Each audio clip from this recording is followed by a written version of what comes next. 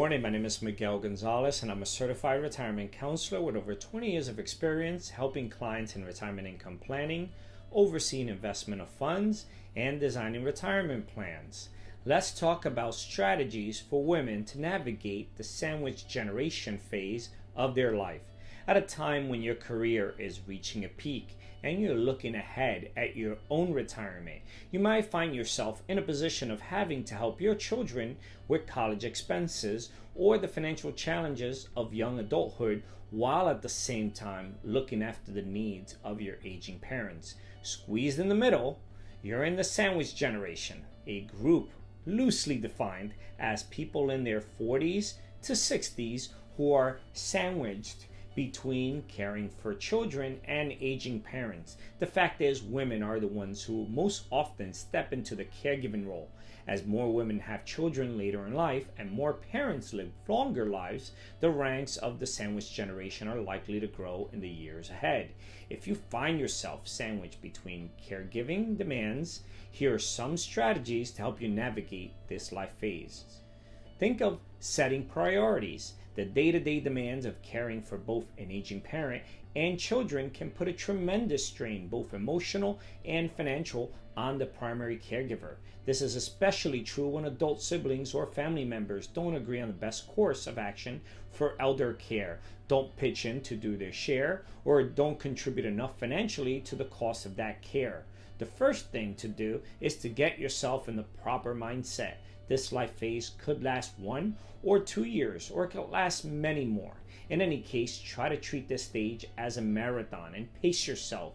You don't want to start sprinting right out of the gate and burn out too soon. Encourage open communication with your family to figure out ways to share the financial, emotional, and time burdens. Hold regular meetings to discuss issues, set priorities, and delegate tasks. Women are often conditioned to believe that they have to do it all, but there is no reason why adult siblings, if you have any, cannot share at least some of the workload. It is important for caregivers to get their own financial house in order. Ironically, at the very time you need to do this, the demands of caregiving may cause you to lose income because you have to step back at work through reduced hours, unpaid time off, or turning down a promotion. So here are some tips to get your finances on track. Number 1 is establish a budget and stick to it. Having a realistic budget can help you balance your income and expenses and keep your finances on track. Number 2, invest in your own future by putting as much as you can into your retirement plan, and avoid raiding it to pay for your parents' care or your children's college education. Number 3, don't quit your job before exploring other arrangements. If you need more time at home than vacation or personal days can provide, ask your employer if you could telecommute. Flex your hours, reduce your hours temporarily, or take unpaid leave. Another option is to enroll your parent in an adult daycare program or hire a home health aide to fill in the gaps. Some employers offer elder care resource locators or other caregiving support as an employee benefit, so make sure to check. Permanently leaving your job should be the last resort. Time out of the workforce will reduce not only your earnings, but possibly your Social Security retirement benefit as well. And what about caring for your parents? Talk to your parents about their financial resources. Do they have retirement income? Long-term care insurance? Do they own their home? Learn the whereabouts of all their documents and accounts, as well as the financial professionals and friends they rely on for advice and support. Much depends on whether your parent is living with you or out of town. If your parent lives a distance away, you'll have to monitor his or her welfare from afar, a challenging task. Though caregiving can be a major stress on anyone, distance can magnify it.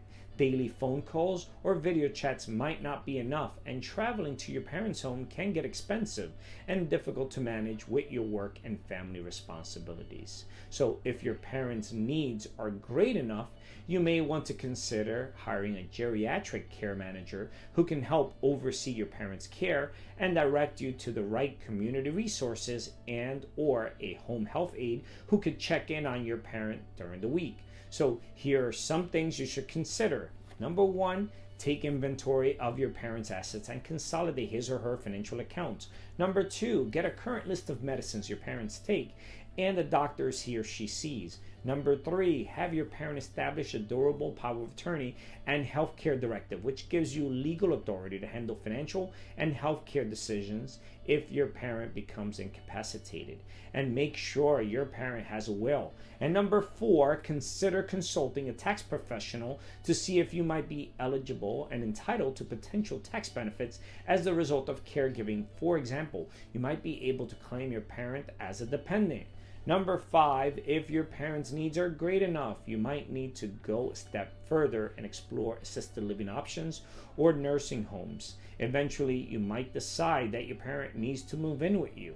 In that case, here are some suggestions to make that transition. Talk with your parent in advance about both of your expectations and concerns. If possible, set up a separate room and phone for your parent for some space and privacy. Research local programs to see what resources are offered for seniors. For example, the senior center may offer social gatherings or adult care that can give you a much needed break.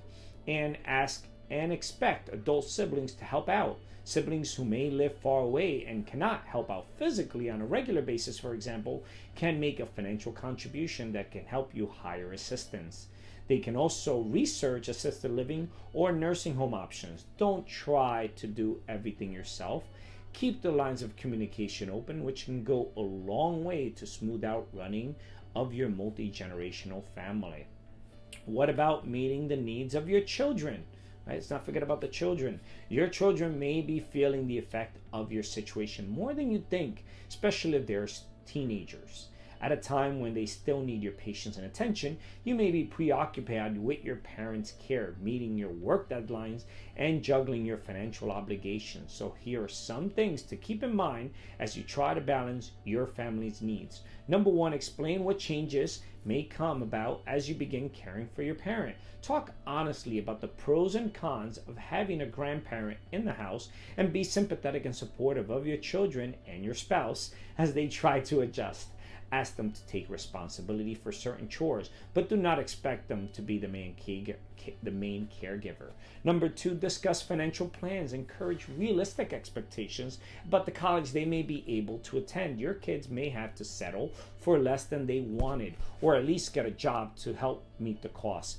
Number 3, teach your kids how to spend wisely and set financial priorities. Number 4, try to build in some special time with your children as doing some activities that they enjoy. And number 5, if you have boomerang children who have returned home, make sure to share your expectations with them too. Expect them to help with the chores and above and beyond their own laundry and meal prep, occasional simple caregiving, and financial contribution toward monthly household expenses. And consider your needs. This stage of your life could last many years or just a few. Try to pace yourself so you can make it for the long haul. As much as you can, try to get adequate sleep, eat nutritiously, and exercise, all things that will increase your ability to cope. Do not feel guilty about taking time for yourself when you need it, whether it's a couple of hours holed up with a book or out to the movies or a longer weekend getaway. When you put your needs first occasionally and look after yourself, you'll be in a better position to care for those around you. Once again, this is Miguel Gonzalez with Cortburg Retirement Advisors. Please take a moment to click the like icon, and don't forget to subscribe to my YouTube channel to receive our weekly video podcast every Monday morning. Thank you for watching, and I will see you all next week.